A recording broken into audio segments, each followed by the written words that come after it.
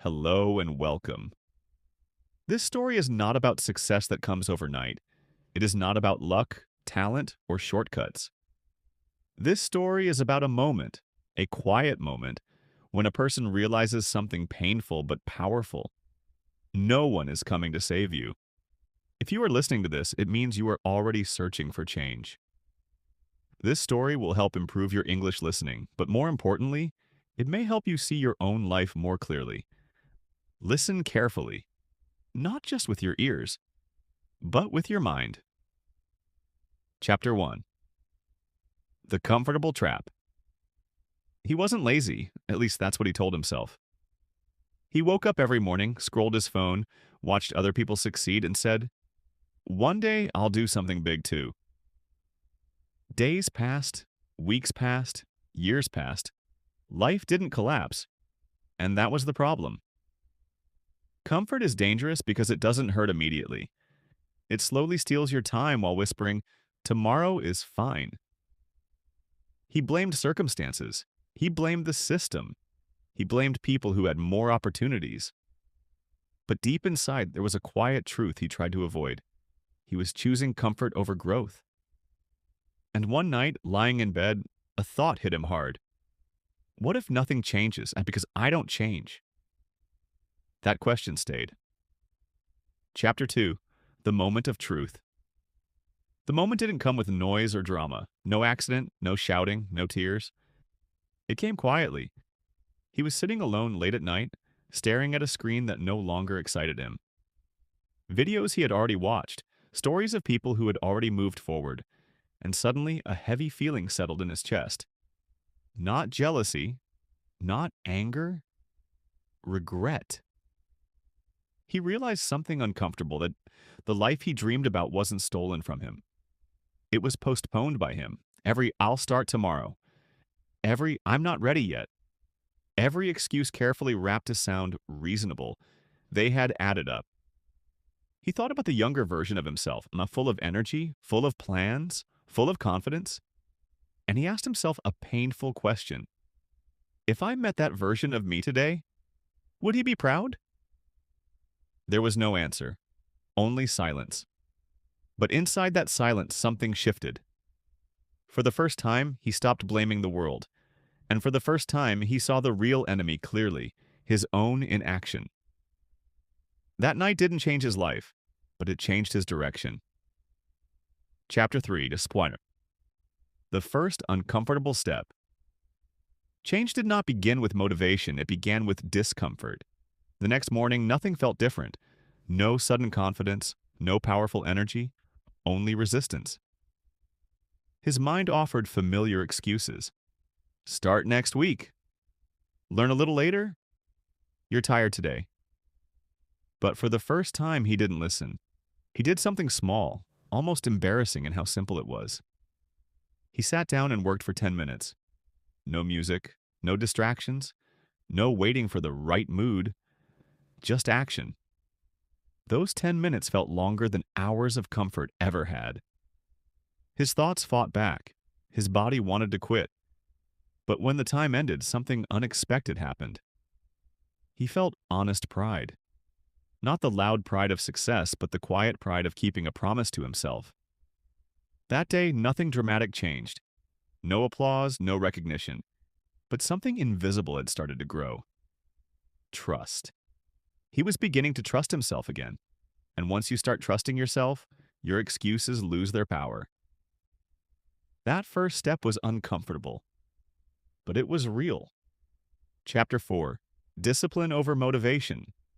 Motivation is loud, discipline is quiet. He learned this slowly. Some days he felt inspired, most days he didn't. But the work still waited. At first he tried to rely on motivation. Videos, quotes, late-night promises. They worked for a while. Then real life returned. So he changed the rule. Instead of asking, "Do I feel like it?" he asked, "Is this who I want to become?" And then he acted, even when the answer felt heavy. Discipline was not dramatic. It didn't feel heroic. It was waking up and doing the task anyway. It was showing up tired. It was choosing effort over comfort again and again. Some days were ugly. Progress felt slow. Results were invisible. But something powerful was happening beneath the surface. His identity was changing. He was no longer someone who waited for the perfect moment. He was becoming someone who moved despite resistance. Motivation came and went. Discipline stayed. And with discipline, his direction became stable.